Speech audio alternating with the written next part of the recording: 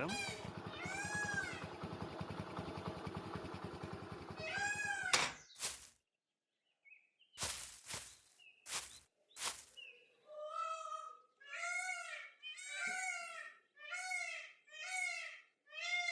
देख विक्रम, मेरी बात कान खोलकर सुन ले। मैं ये जमीन हरगिज नहीं बेचूंगा। ये जमीन मेरे लिए मेरे बापूजी की आखिरी निशानी है। भैया आप जो कह रहे हैं मैं समझता हूँ। आप तो जानते हैं मैंने शहर में मकान लिया है, उसकी किस्तें चढ़ी हैं। ये जमीन मेरे लिए बोझ है, कोई निवेश नहीं। आप समझते क्यों नहीं भैया? बोझ? तुझे ये जमीन बोझ लग रही है? अरे इस जमीन ने तो हमें पाला पोसा है, और आज यही जमीन तेरे लिए बेकार है। भाई मुझे पालने वाले मेरे माँ बाप थे, ये जमीन नहीं। जब आज वो ही नहीं रहे तो ये जमीन मेरे किस काम की? मैं कहता हूँ इसको बेच दो, आधा रख लो और आधा मुझे दे दो। मेरी बात ध्यान से सुन विक्रम, ये जमीन नहीं बिकेगी, मतलब नहीं बिकेगी। तू चाहे लाख कोशिश कर ले।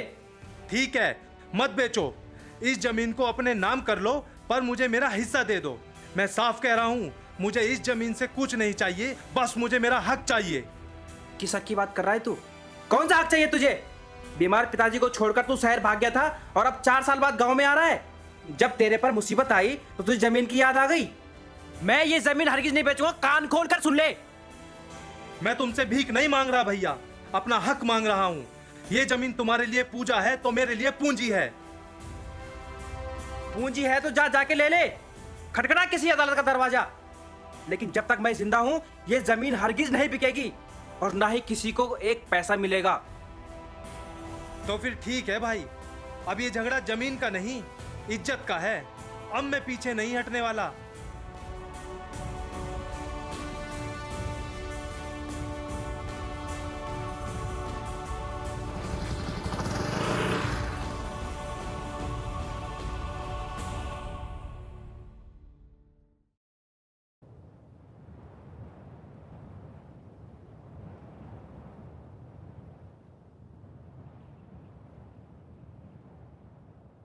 राजवीर, ऐसी लोकेशन पर जमीन नहीं मिलना, वो भी रोड के बिल्कुल बगल में। राजवीर, मतलब किस्मत सोने में लिपटी हुई मिल रही है। लोकेशन तो वाकई लाजवाब है। स्कूल भी पास में ही है, और सबसे बड़ी बात तो यह है कि हाईवे के ठीक बगल में है। आने वाले समय में इसकी कीमत आसमान छुएगी। Good, keep it up.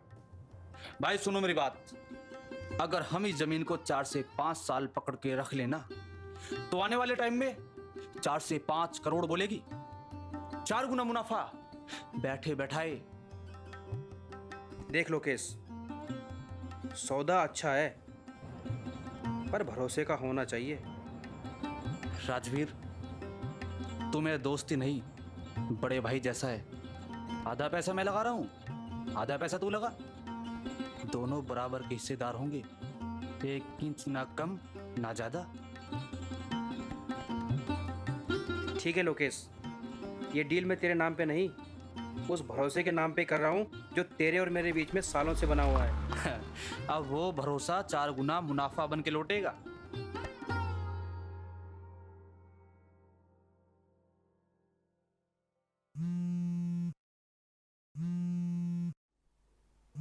Lokesh, हाँ लोकेश। राजवीर भाई कहाँ हो? अरे क्या हुआ, इतना घबरा हुआ क्यों भाई तू? यार मुझे तुमसे मिलना है। चल ठीक है, घर पे आ जा। ठीक, आ रहा हूँ। ठीक है।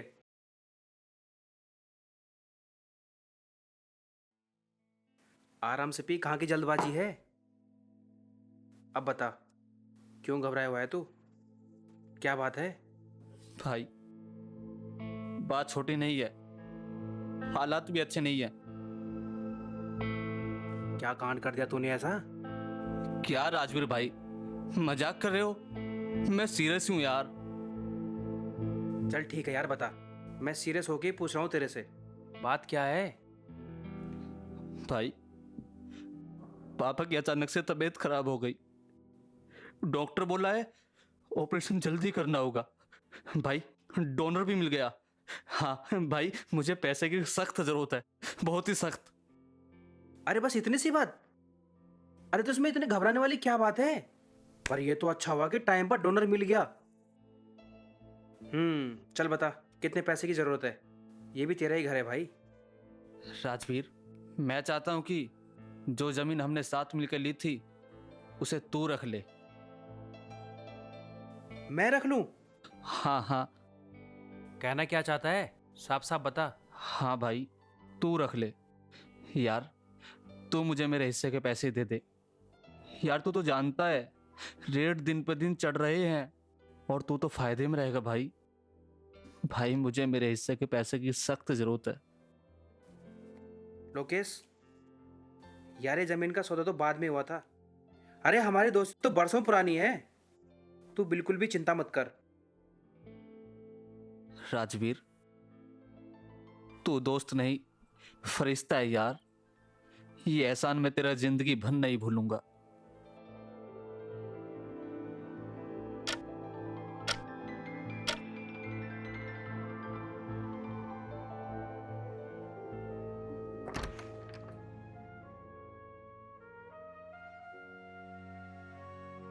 ये ले लोकेश, इसमें तेरे हिस्से के सारे पैसे हैं, चाहे तो बैठ के गिन ले।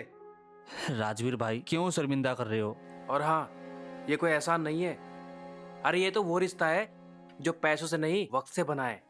अब जा और अपने पापा का इलाज करवा।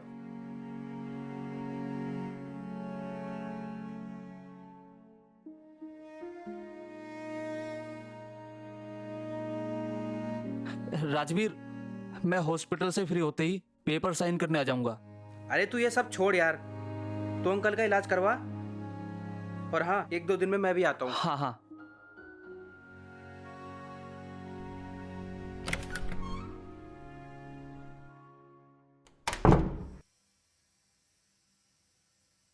अच्छा, वो लोकेश भैया के पापा कैसे हैं?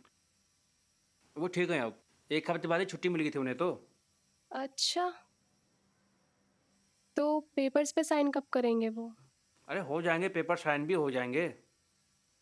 नहीं, वो काफी दिन हो गए ना। तुम क्यों चिंता करती हो? अरे बिजनेस में सब आम बात है।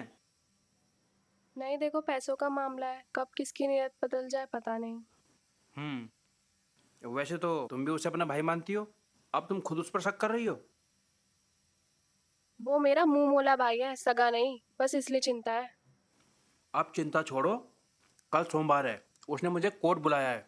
मुझे लगता है कि वो साइन कर देगा। तुम जल्दी करो, मुझे ऑफिस जाना है भाई।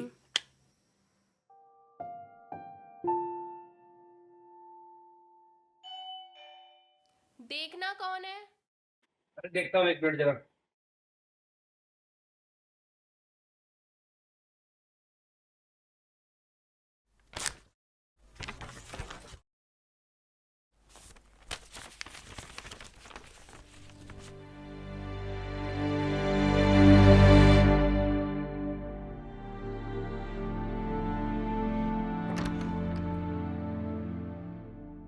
क्या हुआ?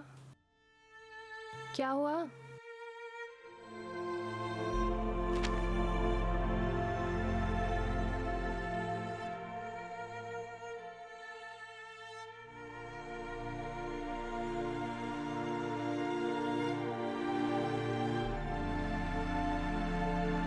लोकेश भैया ऐसे कैसे कर सकते हैं? हमने तो उन्हें अपनों से बढ़कर माना था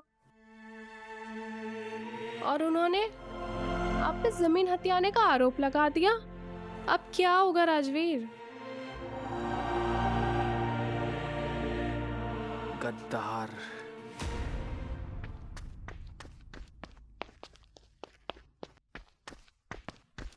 अंकित भाई, ये कुछ एडवांस पेमेंट है, बाकी पेमेंट यार डील पूरे होने के बाद ही मिलेगी।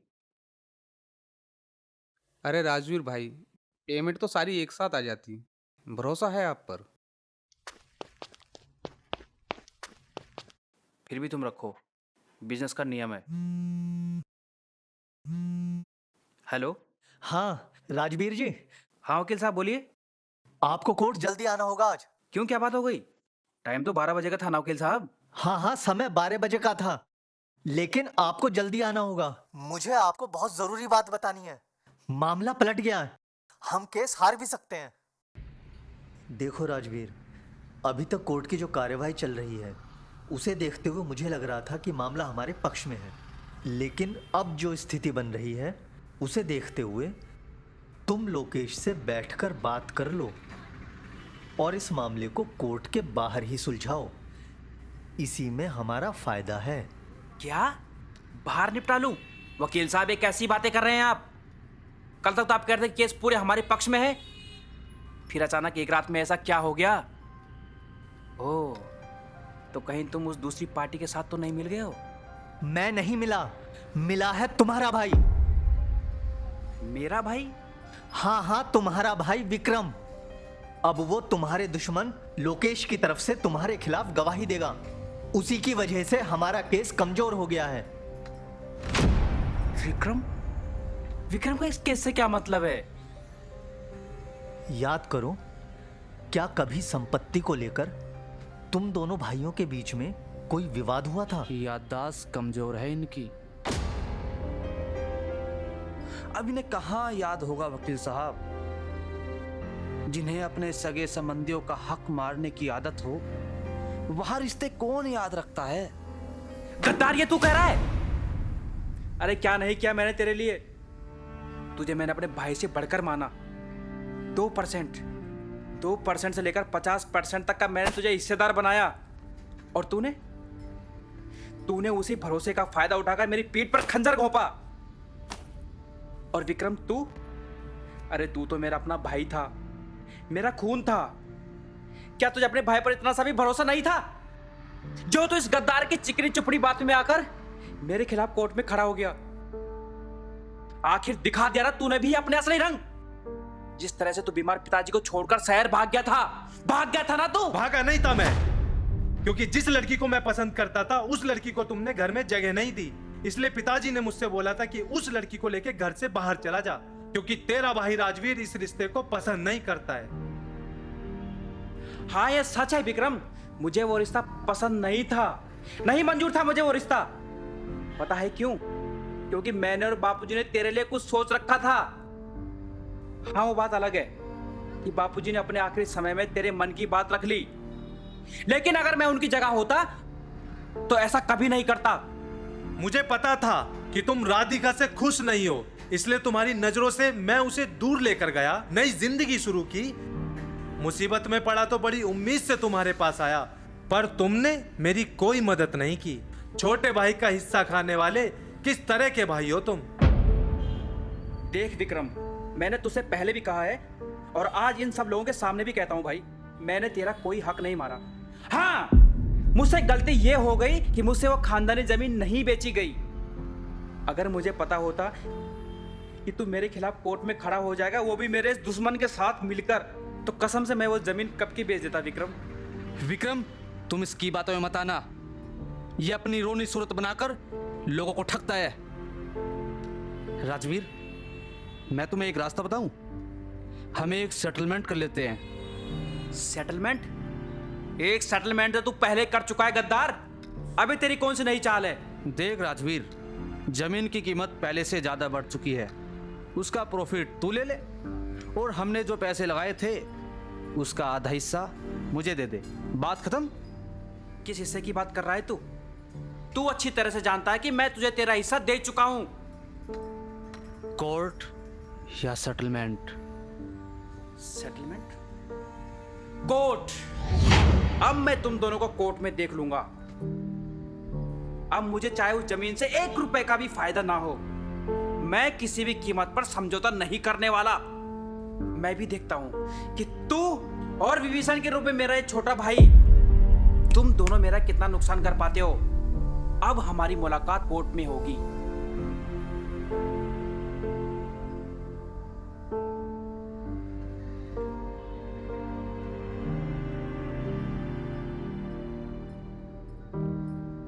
अरे राजवीर भाई, जरा शांत मन से सोचो।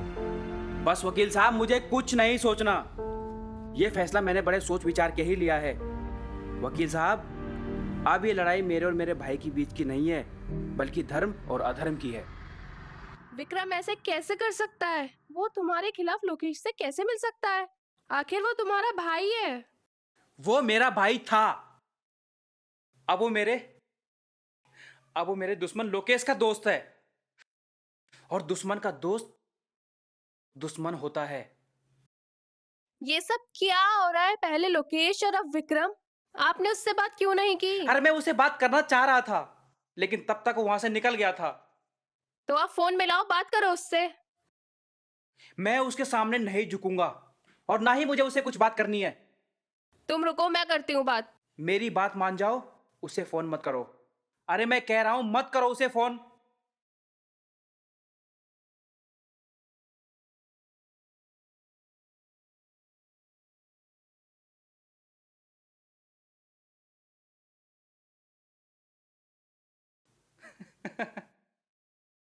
क्या हुआ, होगी बात? अरे मैंने तुम्हें समझाया था कि वो मेरा भाई नहीं, सबसे बड़ा दुश्मन है वो, जो मेरा नुकसान करने के लिए मेरे दुश्मन के खेमे में चला गया। चलो उसके घर चलते हैं। घर चलते हैं? अरे जो फोन पे बात करने के लिए तैयार नहीं है, तुम्हें क्या लगता है वो तुम्हारे घर जाते ही तुम्हारा स्वागत करेगा, भाभी भाभी कहकर तुम्हारे आगे पीछे घूमेगा लट्टू की तरह? नहीं, मैंने उसकी आंखों में बेशर्मी देखी है, वो बदल गया है। जज साहब, मेरे क्लाइंट राजवीर को झूठे व रंजिशन फंसाने के लिए ये खेल खेला गया है, जबकि सच्चाई ये है कि मेरे क्लाइंट राजवीर ने लोकेश को उस जमीन के सौदे का आधा पैसा दे दिया है। बस जाने अनजाने में मेरे क्लाइंट से गलती ये हुई है कि उसने पेमेंट देने की कोई रिसीविंग नहीं ली, क्योंकि उस समय लोकेश के फादर हॉस्पिटलाइज थे, केवल इंसानियत के नाते। वकील साहब की सारी बातें मनगढ़ंत और बेबुनियाद हैं। राजवीर का नेचर शुरू से ऐसी रहा है। उसने लोकेश के नहीं, अपने भाई विक्रम के भी पैसे मार रखे हैं। जज साहब, मैं विक्रम को अपने गवाह के रूप में पेश करना आई चाहता हूँ। ऑब्जेक्ट जज साहब, लोकेश के केस से विक्रम का क्या लेना देना है? Objection, oh Lord. Permission granted. हाँ, ये सच है कि राजवीर मेरा भाई है और हमारी गांव में एक प्रॉपर्टी भी है जिसे मैंने बेचने की जिद की, पर राजवीर ने उसे नहीं बेचा और मेरा हिस्सा मुझे नहीं दिया।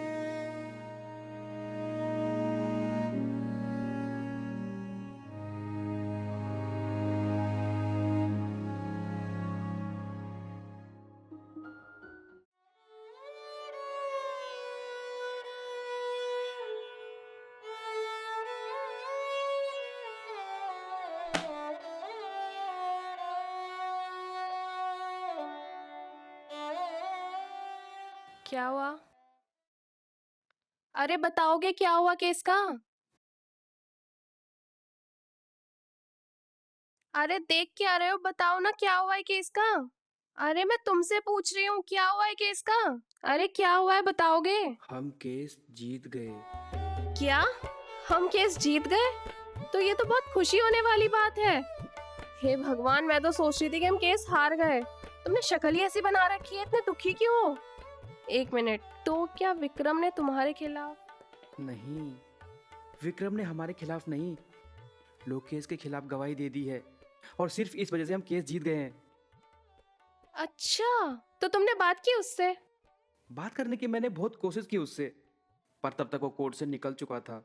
मैंने उसे काफी ढूंढा भी, पर वो मुझे कहीं नहीं मिला। अरे तो फोन तो करना चाहिए था ना उसे। तो तुम्हें क्या लगता है मैंने उसे फोन नहीं किया होगा? मैंने उसे फोन भी किया था, पर उसने मेरा फोन नहीं उठाया। अच्छा कोई नहीं, मैं करती अरे एक हूँ। मिनट रुक जाओ, हम उसके घर चलते हैं। ठीक है।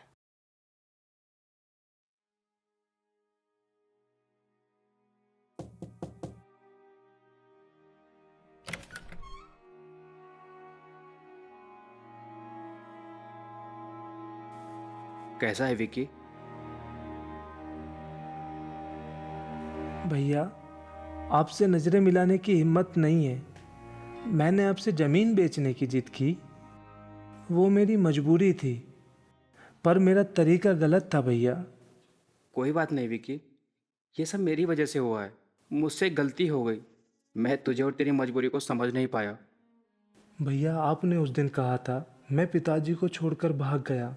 वो बात सीधा मेरे दिल पर लगी और उसी चोट में मैंने वो गलती कर दी।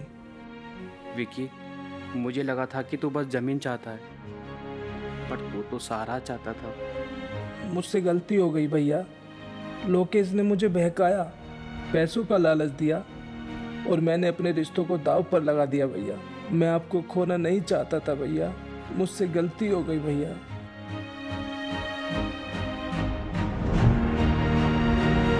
मुझसे गलती हो गई भैया, मुझे माफ कर दो, अब कभी ऐसा नहीं होगा। भाई हूँ तेरा, जब भी तू गिरेगा तेरे गिरने से पहले तेरे पीछे खड़ा मिलूंगा।